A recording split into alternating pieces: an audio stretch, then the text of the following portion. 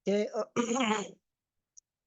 selamat pagi, siang, dan sore kepada, Pak Sinung dan, kawan-kawan yang mungkin akan melihat video ini. Hari ini saya akan mempresentasikan, tentang, karangan ilmiah impian saya.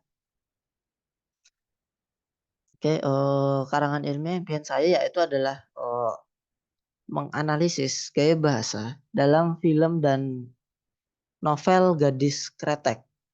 Sebenarnya, pada awalnya di kerangka itu saya mengambil, eee, analisis rokok dengan,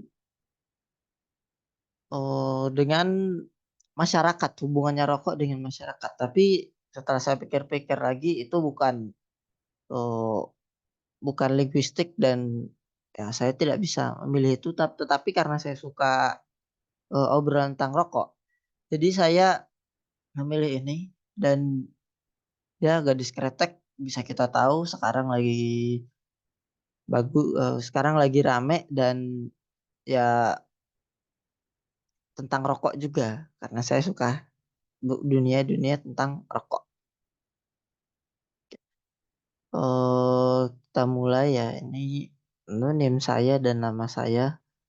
Lalu, latar belakang, mengapa saya ingin membuat karangan ilmiah ini adalah untuk menyelesaikan UAS dari mata kuliah penulisan karangan ilmiah.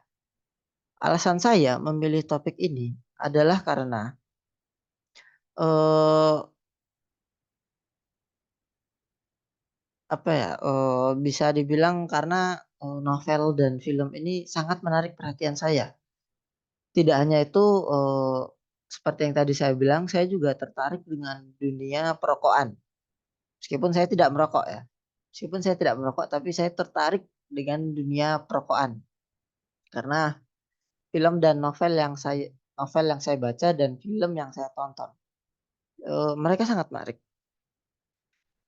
Lalu yang kedua, apa saja yang akan saya teliti? Nah, yang pertama, gaya bahasa apa saja yang dipakai di dalam novel dan film. Ya, seperti mereka menggunakan ini pada adegan ini, tapi di anu lalu, yang kedua, apa saja perbedaan gaya bahasa dalam novel dan film, Gadis Kretek tadi. Kayak di film ngomongnya begini, ngomongnya A, tapi eee, di novel ngomongnya begini, ngomongnya B. Jadi ya itu akan saya analisis. Lalu yang ketiga, kenapa penulis memilih untuk menggunakan gaya bahasa tersebut?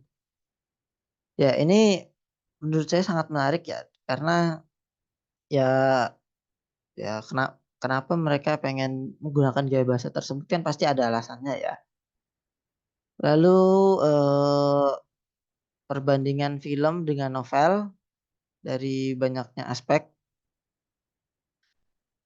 ya seperti tadi, kayak gaya bahasa apa aja yang dipakai, terus bedanya di novel sama film apa, terus penulis menggunakan gaya bahasa tersebut itu berarti di novel. Kalau di film berarti kenapa memilih sutradara dan penulis memilih untuk menggunakan gaya bahasa tersebut, soalnya biasanya beda. Lalu, ada yang menarik di dalam, novel ini, yaitu adalah, di dalam novel dan film ada produk rokoknya, rokok original di dalam film dan novel.